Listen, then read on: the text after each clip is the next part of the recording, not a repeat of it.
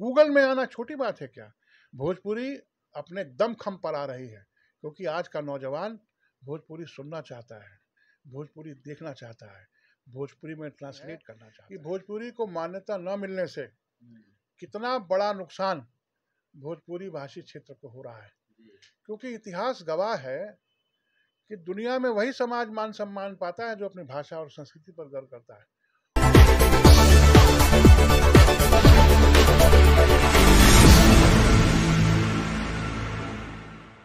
नमस्कार, नवजागरण लाइव में आपका स्वागत है। मैं हूं राजकुमार अनुरागी और अभी हम बैठे हैं आदरणीय अजीत दुबे जी के पास। अजीत दुबे जी भोजपुरी समाज के अध्यक्ष हैं और मैथिली भोजपुरी अकादमी दिल्ली सरकार के उपाध्यक्ष रह चुके हैं और विश्व भोजपुरी सम्मेलन के राष्ट्रीय अध्यक्ष हैं। भोजपुरी भाषा को लेकर इनकी लड़ाई काफ़ी समय से चलती आ रही है। जब से मैं दिल्ली में हूँ तब से मैं देख रहा हूँ कि भोजपुरी भाषा को लेके ये लगे रहते हैं। एयरपोर्ट अथॉरिटी ऑफ इंडिया में एग्जीक्यूटिव डायरेक्टर से रिटायर्ड आदरणीय अजीत दुबे जी के साथ हम बैठे हैं और भोजपुरी भाषा को लेके काफ़ी उठापटक चल रही है, काफ़ी दिन से संघर्ष चल रहा है। 20 करोड़ से ज़्यादा लोगों की भाषा भोजपुरी अभी भी 8वीं अनुसूची में नहीं है, जिसकी लड़ाई ये लड़ रहे हैं। कहाँ दिक्कत आ रही है उस पे बात करेंगे और क्या क्या उसका सुझाव है, क्या प्रयास चल रहा है उस पे बात करेंगे। सर, स्वागत है आपका। धन्यवाद राजकुमार जी। भोजपुरी विश्व में 20 करोड़ लोग बोलते हैं। भारत में भोजपुरी हिंदी की सबसे बड़ी सहभाषा है। भोजपुरी जो सेंसस 2011 भारत सरकार का आया 2018 में, उसके अनुसार भारत में 7वीं सबसे बड़ी भाषा भोजपुरी है। भोजपुरी 1300 साल पुरानी भाषा, 16 देशों में बोले जाने वाली भाषा। प्रोफेसर देवी, बहुत बड़े भाषा वैज्ञानिक, उनका ये कहना है कि भोजपुरी दुनिया में सबसे तेजी से बढ़ने वाली भाषा है। लेकिन मोदी सरकार, सबका साथ सबका विकास वाली सरकार, भारत में 32 साल के बाद शिक्षा नीति आई 2022 में, और हम देख रहे हैं कि शायद संभवतः आज़ादी के 75 साल के बाद एक भाषा नीति भी आए, क्योंकि ये एनडीए की सरकार मातृभाषाओं के लिए, क्षेत्रीय भाषाओं के लिए, उसके विकास के लिए कृत संकल्पित है। भोजपुरी बाजार की भाषा है। अभी आईपीएल की कमेंट्री जो हुई, आईपीएल की कमेंट्री 11 भाषाओं में हुई, भोजपुरी उसमें शामिल है।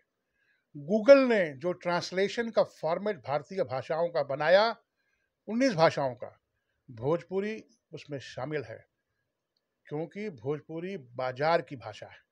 भोजपुरी भाषी लोग भोजपुरी सुनना चाहते हैं, देखना चाहते हैं, भोजपुरी संस्कृति को महसूस करना चाहते हैं। लेकिन विडंबना, आज़ादी के 75 साल के बाद भी प्राइवेट मेंबर्स बिल संसद में 20 बार भोजपुरी को मान्यता के लिए आए, लेकिन आज तक इम्प्लीमेंट नहीं हुआ। इसके कारण क्या है? सिर्फ इसके 3 कारण हैं।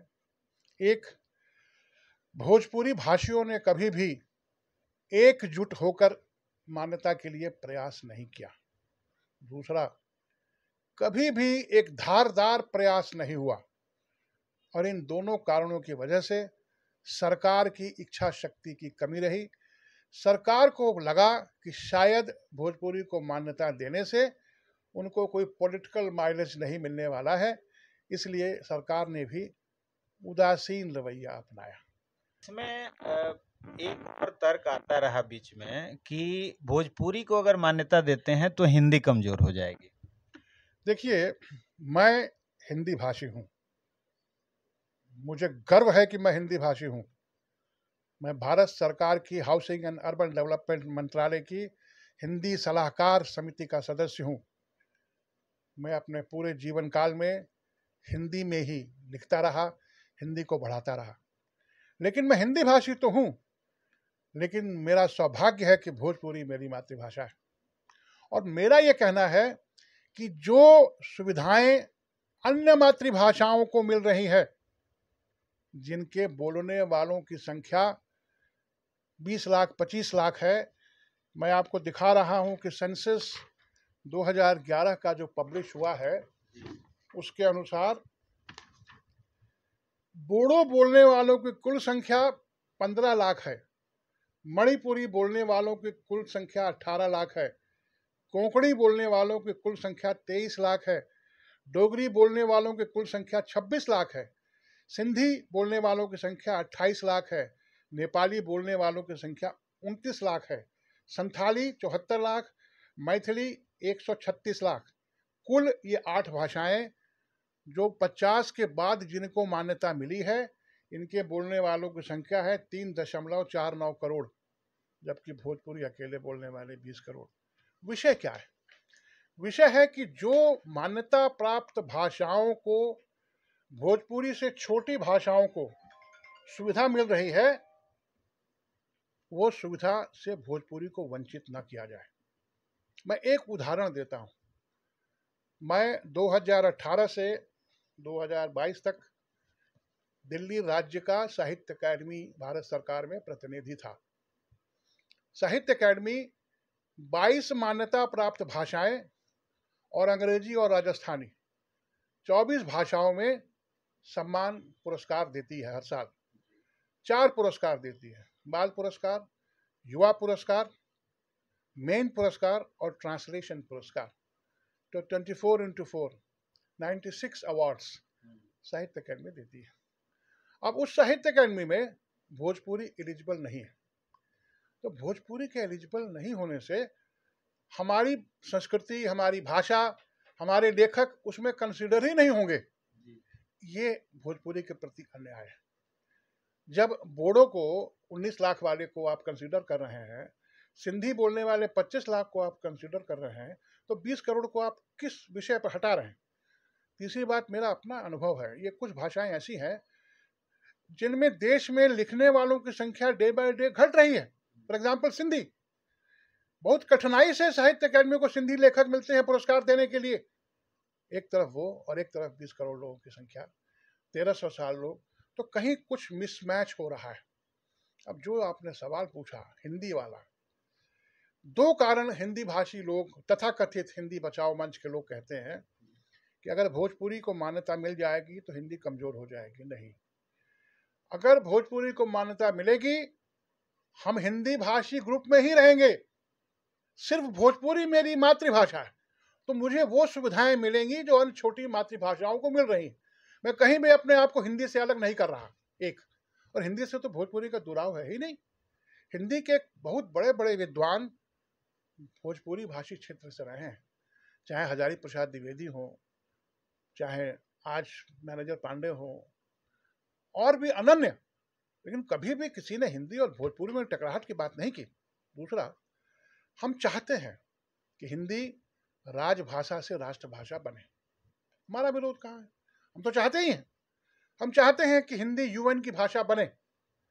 अभी देखिए, पिछले साल यूएन ने हिंदी को अपने कार्य करने की भाषा में स्वीकृत किया है। ये बहुत बड़ी उपलब्धि है हिंदी के लिए। तो सनह सनह हिंदी वैश्विक मंच पर बढ़ रही है, चढ़ रही है। लेकिन हम जब हिंदी के साथ हैं, हिंदी की बढ़ोतरी में हम साथ हैं, उसको विश्व पटल पर मान्यता मिले, भारत में मान्यता मिले, हम सब चाहते हैं। लेकिन साथ साथ भोजपुरी को भी सबसे बड़ी मातृभाषाओं में से एक, उसको भी उन सुविधाओं से वंचित न रखा जाए जिसकी वो हकदार है।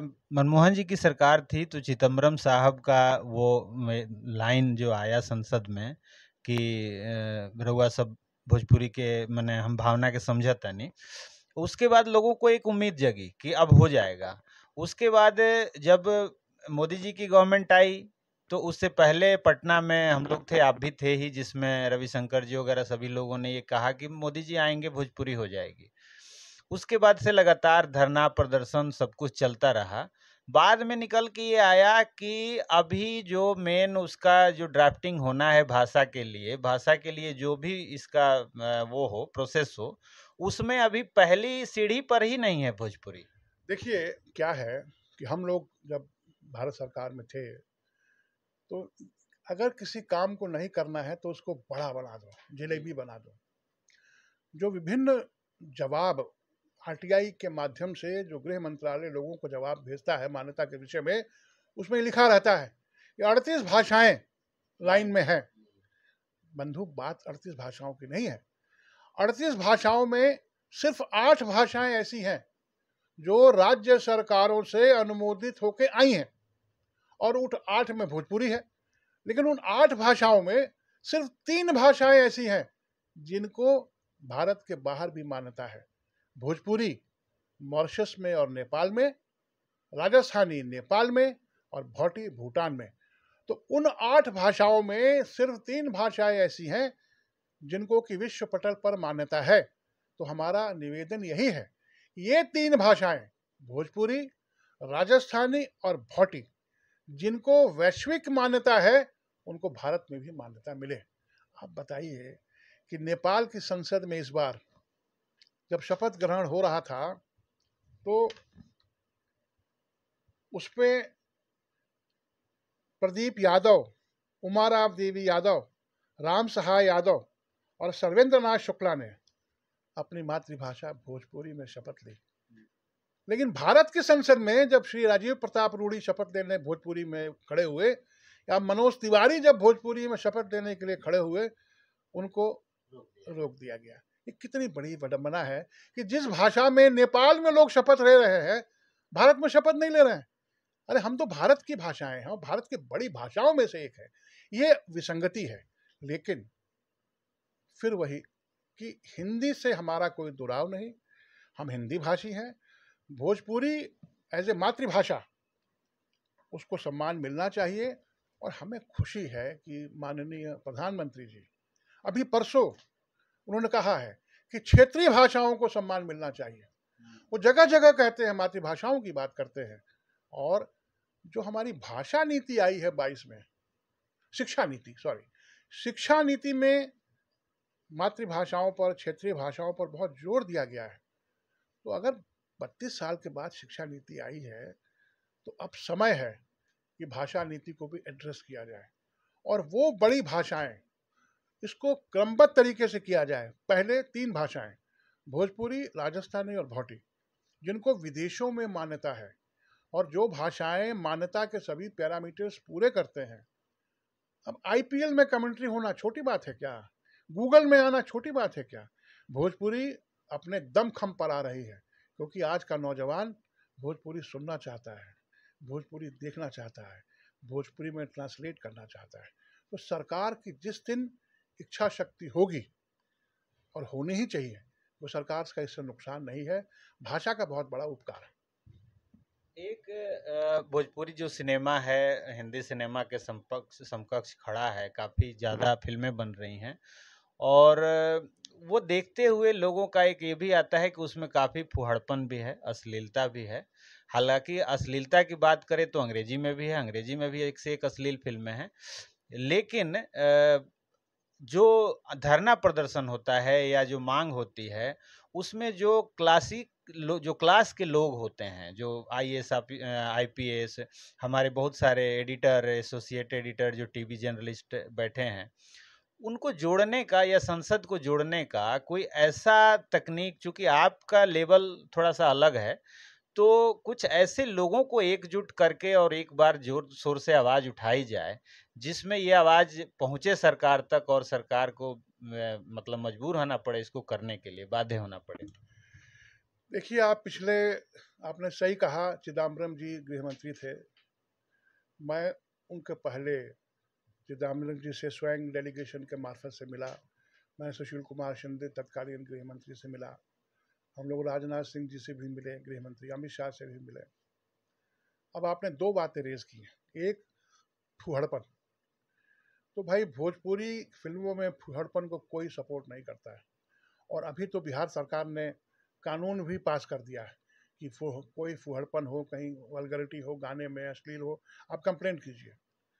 तो ये स्वतः जब लोग देखने वाले सुनने वाले कम हो जाएंगे तो ये खत्म हो जाएगा। दूसरी बात, अब ये तो ठीक है कि भोजपुरी भाषी जो अधिकारी हैं, बड़े लोग हैं, उनमें इस विषय को लेके जागरूकता नहीं, उनको पता नहीं है कि भोजपुरी को मान्यता न मिलने से कितना बड़ा नुकसान भोजपुरी भाषी क्षेत्र को हो रहा है। क्योंकि इतिहास गवाह है कि दुनिया में वही समाज मान सम्मान पाता है जो अपनी भाषा और संस्कृति पर गर्व करता है। और जिस भाषा को सरकारी पैट्रनेज मिलना बंद हो जाता है, वो स्वतः स्वतः धीरे धीरे स्लो पॉइजन से मर जाती है। आज आप भोजपुरी की पत्रिका निकाल रहे थे, हेलो भोजपुरी, क्या कोई सरकारी ऐड आपको मिला था? नहीं। क्यों नहीं मिलेगा? अब मान्यता प्राप्त नहीं है। तो जब सरकारी ऐड नहीं मिलेगा आपको, तो आप कैसे वाइबल बना पाएंगे उस मैगजीन को?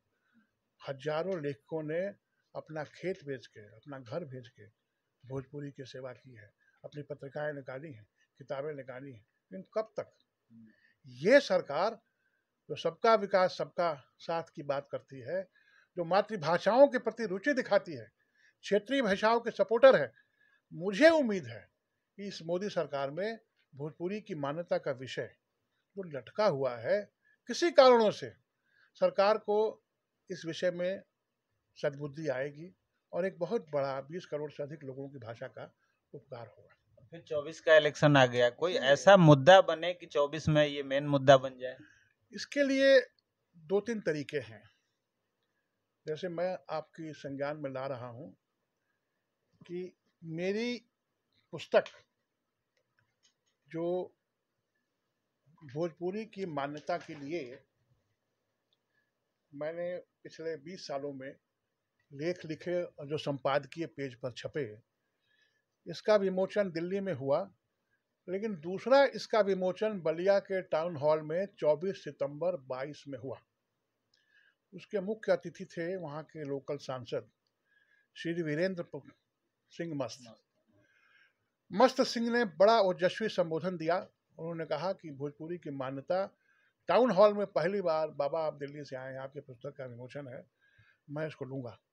और 24 सितंबर के बाद 8 अक्टूबर को जयप्रकाश नगर में माननीय गृह मंत्री अमित शाह जी गए और हजारों लोगों के गैदरिंग में वीरेंद्र सिंह मस्त जी ने हाथ उठाकर लोगों से कहा कि रूड़ा सब बताएं कि गृह मंत्री जी पहला हाली आयल बनी जयप्रकाश नगर, अमित शाह जी के कार्यकाल में भोजपुरी का मान्यता मिली नू? आपको उम्मीद है मान्यता मिलेगी अमित शाह जी के कार्यकाल में? लोगों ने हुंकार भरा और हाथ उठा के कहा बिल्कुल, हमको पूरी उम्मीद है। ये जो वीरेंद्र सिंह मस्त ने अपने संसदीय क्षेत्र में गृह मंत्री के सामने बात कही, अगर भारत के 25-30 सांसद भी ये कर दें तो लगेगा गृह मंत्री और सरकार को कि यहाँ के लोग इंटरेस्टेड हैं। हम लोग मार्केटिंग कैसे करनी है उसमें कहीं कमी रह जा रही है। निरहुआ सांसद बाई इलेक्शन में आजमगढ़ से जीत के आए।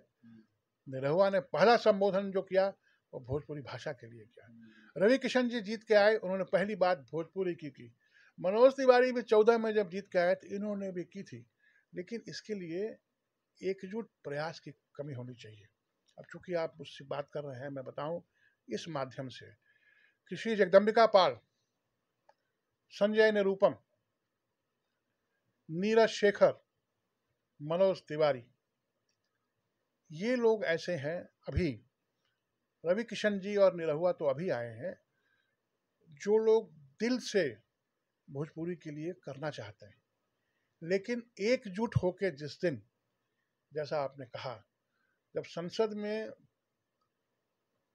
2 बार 50 से अधिक सांसदों ने इस प्रस्ताव को लिख के सरकार को दिया, एक चिदम्बरम जी के समय में दिया, श्री जगदम्बिका पाल की अगुवाई में हुआ, उसमें महाबल जी ने भी साइन किए थे, और अभी पुनः दिया गया। लेकिन जब तक सरकार इसको करना नहीं चाहेगी तब तक ये लेट होता रहेगा। और सरकार को भी इसको अब जल्द करना चाहिए। इलेक्शन आ रहा है, उससे फ़ायदा है। और सबसे प्रमुख बात कि मोदी जी का गृह जिला बनारस, वहाँ की भाषा भी भोजपुरी है। तो ये सब चीज़ें हैं जो भोजपुरी के पक्ष में है। लेकिन मुख्य विषय है कि डिबेट काफ़ी हो चुकी है मेरिट के ऊपर, लेकिन सरकार इसको अविलंब मान्यता दे। चलिए, बहुत कीमती समय आपने दिया। चलते चलते हमारे भोजपुरी भाषी दर्शकों को, भोजपुरी भाषी रचनाकारों को, जो आपके साथ आंदोलन में लगे लोग हैं, उनको कुछ संदेश देना चाहें आप। भोजपुरी की मान्यता के लिए सभी का सहयोग, छोटा बड़ा, प्रशंसनीय है। हमने का अपना मातृभाषा में भरसक भोजपुरी भाषी लोग संगे बोले के प्रयास करतानी, करे के चाही। भोजपुरी लिखी, भोजपुरी पढ़ी, भोजपुरी में सोची, ई मातृभाषा के मातृभाषी लोगन के बहुत बड़ उपकार हो। शुभकामना।